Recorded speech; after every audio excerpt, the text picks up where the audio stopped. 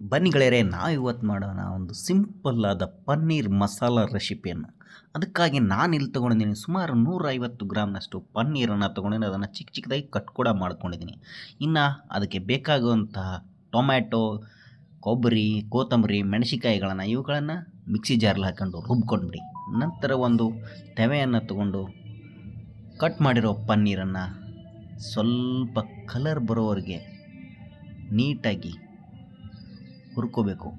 ಯಾಕಂದರೆ ಟೇಸ್ಟ್ ಚೆನ್ನಾಗಿರುತ್ತೆ. ಹಾಗೆ ಮಾಡ್ಬೋದು, ಯಾಕಂದರೆ ಹುರ್ಕೊಂಡು ಮಾಡಿದರೆ ಟೇಸ್ಟ್ ಸೂಪರಾಗಿ ಬರುತ್ತೆ.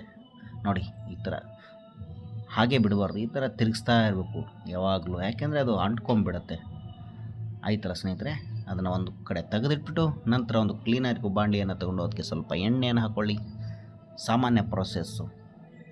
ಸಾಸಿವೆ ಹಾಕಿ ಅದು ಚಟಾಪಟ ಅನ್ನೋವರೆಗೆ ಬಿಡಿ. ನಂತರ ಜೀರಿಗೆಯನ್ನು ಸ್ವಲ್ಪ ಹಾಕ್ಕೊಳ್ಳಿ. ನೋಡಿ ಯಾವ ಥರ ಬೇಯ್ತಾ ಇದೆ.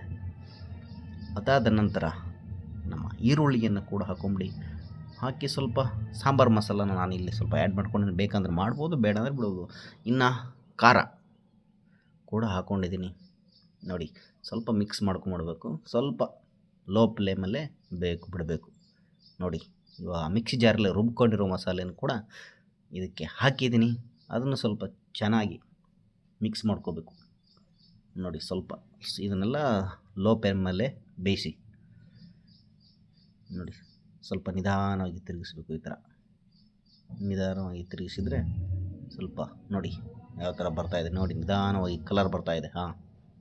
ನೋಡಿ, ಇವಾಗ ಲೋ ಫ್ಲೇಮಲ್ಲೇ ಬೇಯಿಸಬೇಕು.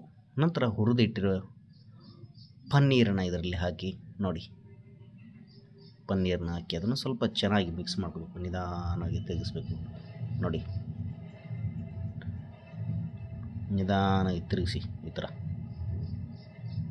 ನೋಡಿ ರೆಡಿ ಆಗ್ತಿದ್ದ. ನೋಡಿ, ನಮ್ಮಮ್ಮ ಮಸಾಲ ಪನ್ನೀರ್ ಮಸಾಲ. ನೋಡಿ, ನಾವು ಅಡುಗೆಗಳನ್ನು ಸಿಂಪಲ್ಲಾಗಿ ಮಾಡಬೇಕು.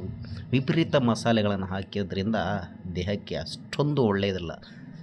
ಸಿಂಪಲ್ಲಾಗಿ ಅಡುಗೆ ಮಾಡಿದರೂ ಅದು ಸೂಪರಾಗಿ ಬಂದುಬಿಡುತ್ತೆ ರೀ. ಸ್ವಲ್ಪ ಯೋಚನೆ ಮಾಡಬೇಕು. ಸಿಕ್ಕಾಪಟ್ಟೆ ಮಸಾಲೆ ಇದೆ ಅಂತ ಸಿಕ್ಕಾಪಟ್ಟೆ ಹಾಕ್ಬಿಟ್ಟು ಮಾಡೋಕ್ಕೋದ್ರೆ ಅದು ಅಡುಗೆಯ ರುಚಿ ತಪ್ಪೋಗುತ್ತೆ ರೀ. ಒಂದು ಮಸಾಲೆ ಹೆಚ್ಚಾಗುತ್ತೆ, ಒಂದು ಖಾರ ಹೆಚ್ಚಾಗುತ್ತೆ. ಸ್ವಲ್ಪ ಯೋಚಿಸಿ ಸಿಂಪಲ್ಲಾಗಿ ಸಾಮಾನ್ಯವಾಗಿ ಅಡುಗೆ ಮಾಡಿಬಿಟ್ರೆ ಅದೇ ಸೂಪರ್ ಅಡುಗೆ ಅಂತ. ಇದು ನಾನು ಕಂಡುಕೊಂಡಿರೋ ಸತ್ಯ.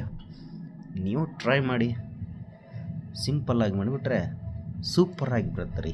ಇದನ್ನು ನೀವು ರೋಟಿ ಅಥವಾ ಚಪಾತಿಯೊಂದಿಗೆ ತಿಂತಾ ಇದ್ದರೆ ವಾವ್, ಸೂಪರಾಗಿರುತ್ತೆ ರೀ. ನೀವು ಮನೇಲಿ ಒಂದು ಸಲ ಟ್ರೈ ಮಾಡಿ ಹೇಗಿರುತ್ತೆ ಅಂತ ಕಾಮೆಂಟ್ ಮಾಡಿ. ಹಾಗೆ ವಿಡಿಯೋ ಇಷ್ಟ ಆದರೆ ಲೈಕ್ ಮಾಡಿ, ಶೇರ್ ಮಾಡಿ, ಸಬ್ಸ್ಕ್ರೈಬ್ ಕೂಡ ಮಾಡಿ ಸ್ನೇಹಿತರೆ. ಧನ್ಯವಾದಗಳು.